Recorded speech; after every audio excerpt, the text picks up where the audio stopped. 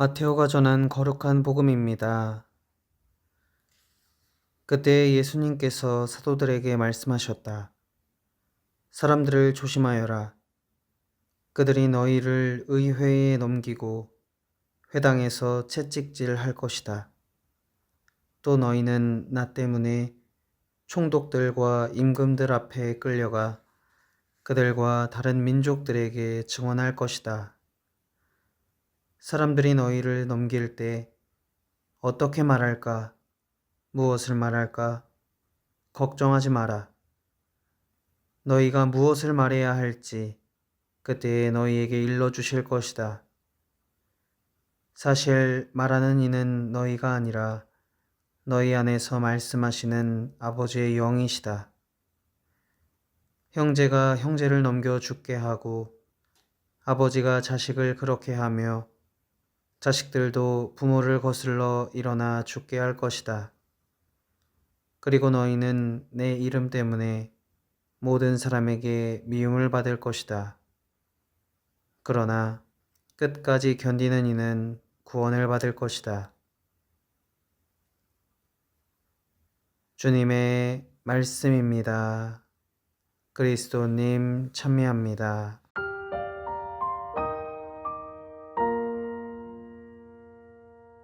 강론을 시작하기에 앞서 오늘 축일을 맞으시는 문경 제3생태마을 부원장 홍대건 대건 안드레아 신부님의 축일을 진심으로 축하드립니다.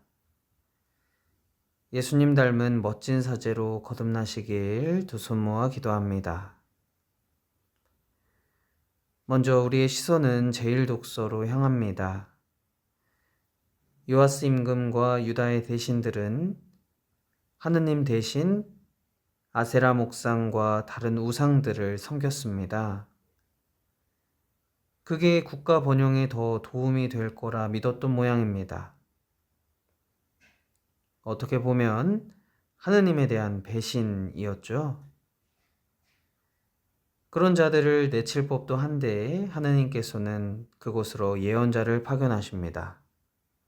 그 예언자가 바로 즈카르야인데요. 그가 전해주는 하느님의 말씀을 한번 들어보겠습니다. 그렇게 해서는 잘 될 리 없다. 너희가 주님을 저버렸으니 주님도 너희를 저버렸다. 그러니까 하느님께 다시 돌아오라는 겁니다. 근데 사람들은 예언자의 말에 귀 기울이지 않았습니다.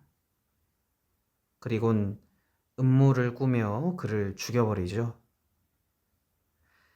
참 씁쓸합니다.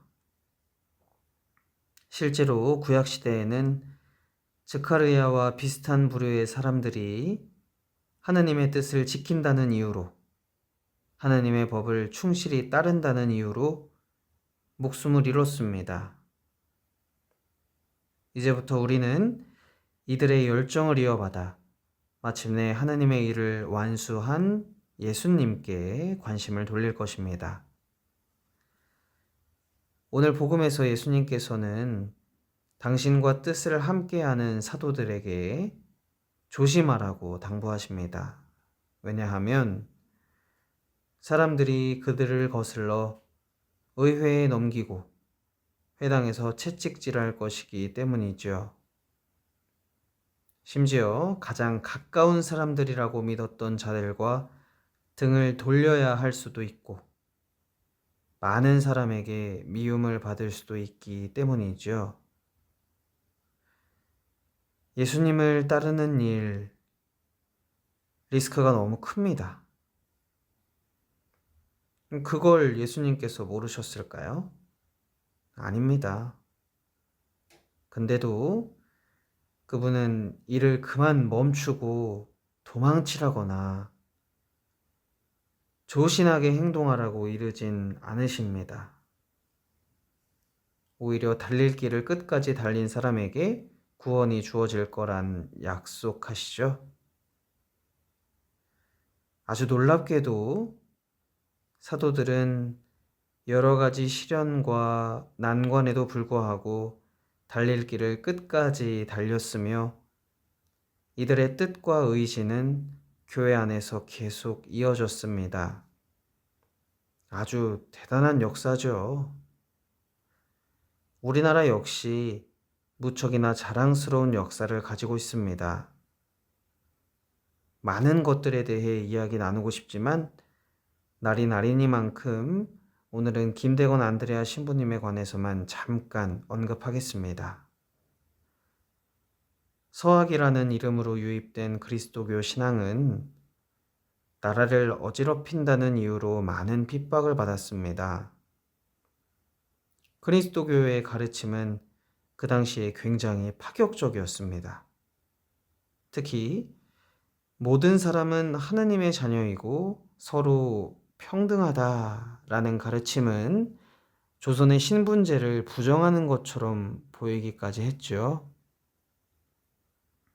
신부님은 전국을 돌아다니며 하느님의 진리를 선포했고 곳곳에 교우촌을 이루며 살던 신자들을 방문하고 격려하는데 아낌없는 힘을 쏟았습니다. 그러다가 서품을 받은 지 1년도 채 되지 않아 순교의 월계관을 받아 쓰셨죠. 방금 우리는 독서와 복음 그리고 김대건 신부님의 삶을 통해 하느님의 사람들이 어떤 최후를 맞이했는지 확인했습니다. 그렇습니다. 신앙의 역사는 피의 역사, 순교의 역사 그 자체입니다. 그건 그렇고 현재를 살아가는 우리가 이 신앙의 역사를 다시 한번 상기하고 기념하는 이유는 무엇일까요? 우리도 그들처럼 살기 위함입니다. 우리도 그들처럼 구원받기 위함입니다. 한 가지 질문을 드리겠습니다. 2023년 현재 그리스도교 신앙을 고백한다는 이유로 목숨을 잃는 사람들이 과연 있을까요? 네, 있습니다. 오늘날에도 세계 곳곳에서 특히 이슬람 문화권에서 신앙인들은 공격을 받고 있습니다. 폭력, 고문, 테러, 처형 등이 왕왕 일어난다는 것이죠. 우리는 이들의 존재를 결코 잊어서는 안 되겠습니다. 물론 우리는 그들처럼 피를 흘리지 않고 신앙생활을 할 수 있어서 참 다행이다라는 생각이 드실 수 있습니다. 하지만 우리도 넋놓고 안심할 수 있는 상황은 아닙니다. 유혹자들은 평화로운 일상을 영위하는 우리에게 끊임없이 접근하기 때문입니다. 이들은 세련되고 매력적인 도구들을 활용하여 끊임없이 회유합니다. 하나님을 배신하라고 말이죠. 이들의 말을 한번 들어볼까요? 무척 그럴싸합니다.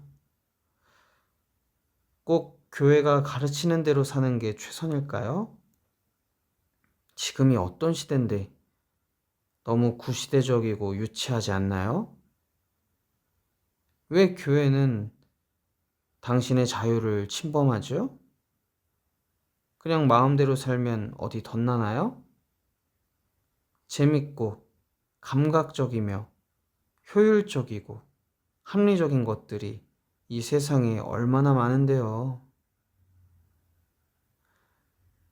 사랑하는 형제자매 여러분, 우리는 매 순간 선택을 내립니다. 근데 무언가를 선택할 때 의식적으로든 무의식적으로든 하느님과의 관계를 소원하게 만드는 선택지를 고르고 있진 않은지 곰곰이 따져봐야 하겠습니다. 선택들은 습관을 형성하고 그렇게 형성된 습관은 하느님과 전혀 상관없는 삶을 살게 할지도 모릅니다. 혹시 저만 너무 진지한가요? 순교자들의 피로 점철된 역사를 접할 때면 진지해질 수밖에 없는 것 같습니다. 정말이지 우리의 신앙 선조들은 참으로 진지하고 엄숙했습니다. 그들의 의지와 집념을 가볍게 여기서는 안 되겠지요? 참 많은 생각을 하게 하는 오늘입니다.